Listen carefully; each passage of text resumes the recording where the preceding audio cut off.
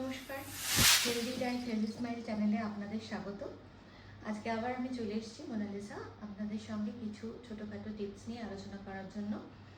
আজকে আমরা যেটা আলোচনা করব, অনেকেই পেশেন্টরা এসে বলেন যে আমাদের প্রচুর মাথার যন্ত্রণা হয়, মাইগ্রেন নিয়ে অনেকেই ভোগেন, মাথার যন্ত্রণা নিয়ে। তো সেক্ষেত্রে আমরা কী ধরনের খাবার খেতে পারি বা কীরকমভাবে ফলো করলে আমাদের মাথার যন্ত্রণাটা একটু নিরাময় হতে পারে, তো সেটা নিয়ে আমরা আজকে আলোচনা করব। তা মাথার যন্ত্রণার অনেকগুলো কারণ থাকে ডেফিনেটলি। যেমন ধরুন, কারোর স্ট্রেস থাকে, ওভার স্ট্রেস, আজকালকার দিনে সবাইকারই কম বেশি স্ট্রেস রয়েছে। আবার অনেকের খাবার টাইম ঠিক মতো সে পায় না বা হয় না, হয়ে ওঠে না। আবার অনেকের ক্ষেত্রে ঘুম ঠিক মতো হয় না। তো এইগুলো কিন্তু সবগুলোই, জল খাওয়া যদি ঠিক মতো সে না জল খায়, ডিহাইড্রেশন যদি কারোর থাকে, তো এইগুলো কিন্তু সবগুলোই কিন্তু এক একটা ফ্যাক্টর। তার মধ্যে খাওয়া দাওয়াটাও কিন্তু একটা মেজর ফ্যাক্টর। কারোর যদি খাওয়া যদি ঠিকঠাক না হয়, ঠিকঠাক টাইমে না হয়, ঠিকঠাক খাবার যদি সে না খায়, তাহলে কিন্তু মাইগ্রেন ট্রিগার করতে পারে। যেমন কেউ যদি বেশি প্রসেস ফুড খায়, যার অলরেডি মাইগ্রেনের একটা সমস্যা রয়েছে বা মাথা যন্ত্রণা হওয়ার একটা সমস্যা রয়েছে, অলরেডি মাথা যন্ত্রণা হচ্ছে বা হতে পারে এরকম একটা টেন্ডেন্সি রয়েছে, বা ওভার স্ট্রেস, সে যদি বেশি ভাজাভুজি, প্রসেসড খাবার, বাদাম টাদাম এই ধরনের খাবার খেতে থাকে, তা কফি, প্রচুর কফি খাচ্ছে সারাদিন ধরে, অন্য খাবার খাচ্ছে না, নিউট্রিশিয়াস ফুড খাচ্ছে না, প্রচুর কফি খাচ্ছে, তার ক্ষেত্রে কিন্তু মাইগ্রেনটা বেশি মাত্রায় হতে পারে, ট্রিগার হতে পারে।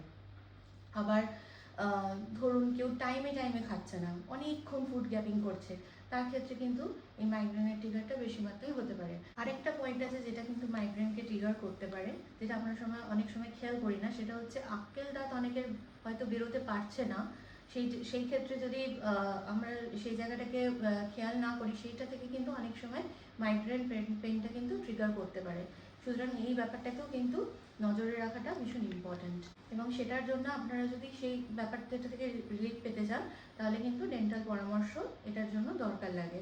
এবং সেটার জন্য আপনারা নিচে যে নাম্বার যাচ্ছে সেখানেও যোগাযোগ করতে পারেন বা কোনো ডেন্টাল সার্জনকে যোগাযোগ করতে পারেন। আবার কী ধরনের খাবার খেলে মাইগ্রেন একটু কম হবে, ধরুন হালকা, যেরকম একটু হালকা ধরনের খাবার, শাকসবজি, এই ধরনের যেগুলো একটু ম্যাগনেশিয়াম রিচ ফুড, ধরুন গ্রিন লিফি ভেজিটেবলস, তারপরে পামকিন সিডস, এই ধরনের খাবার যদি আমরা একটু ডায়েটে রাখতে পারি, প্রচুর পরিমাণে জল যদি আমরা সারাদিন ধরে খেতে পারি, অ্যাটলিস্ট 8 থেকে 10 গ্লাস, তাহলে কিন্তু আমাদের মাইগ্রেনের সমস্যাটা একটু কমের দিকে থাকবে। ওমেগা 3 রিচ খাবার যদি আমরা একটু খেতে পারি, একটু চিয়া সিডস ডায়েটের মধ্যে ইনক্লুড করতে পারি, একটু মাছ, ফ্যাটি ফিশ যেগুলো একটু রাখতে পারি, তাহলে কিন্তু আমাদের অনেকটা উপকার হবে। সুতরাং এই ধরনের টিপসগুলো যদি আমরা ফলো করতে পারি, তাহলে কিন্তু আমাদের এই মাইগ্রেনের সমস্যাটা থেকে আমরা কিন্তু অনেকটা রিকভারি করতে পারবো। তবে সবার কিন্তু প্রত্যেকটা খাবার থেকেই যে প্রত্যেকের মাইগ্রেন ট্রিগার হবে এরকম কিন্তু নয়, প্রত্যেকের ক্ষেত্রে কিন্তু এই ট্রিগারটা আলাদা।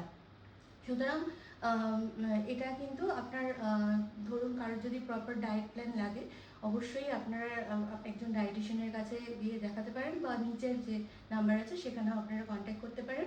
বা কারোর যদি সিভিয়ার মাইগ্রেন, রোজ মাথার যন্ত্রণা হচ্ছে, বা ধরুন আরও অনেক ট্রিগার পয়েন্ট হয়, কারোর লাইট থেকে হয়, কারোর স্মেল থেকে হয়, সেক্ষেত্রে কিন্তু আপনারা অবশ্যই একজন ডাক্তারের পরামর্শ নিয়ে আপনারা কিন্তু মাইগ্রেনটা ট্রিটমেন্ট করাবেন। এবং ডায়েটের ক্ষেত্রে যদি দরকার হয়, অবশ্যই একজন ডায়েটিশিয়ান বা নিউট্রিশনসের পরামর্শ নিয়ে আপনারা ডায়েটটা ফলো করবেন।